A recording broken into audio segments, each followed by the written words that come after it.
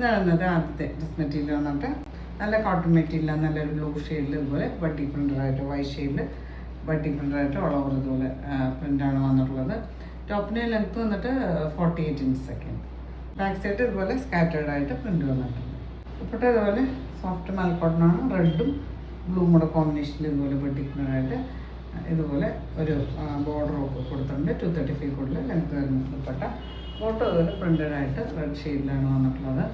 Price വന്നിട്ട് 890 ആണ്, 890 price. ഇത് ബ്ലാക്ക് ഷെയ്ഡാണ്, ഇതുപോലെ ഓൾ ഓവർ ബട്ടി പ്രിൻ്റ് വന്നിട്ടുണ്ട്.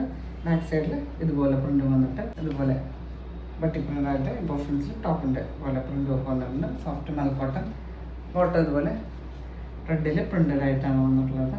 ഇത് വന്നിട്ട് ഒരു രാമ ഗ്രീൻ, അതിലിതുപോലെ ബട്ടി പ്രിൻ്റഡായിട്ട് ബാക്ക് സൈഡിൽ ഇതുപോലെ സോഫ്റ്റ് മൽക്കോട്ടൺ ആണ്.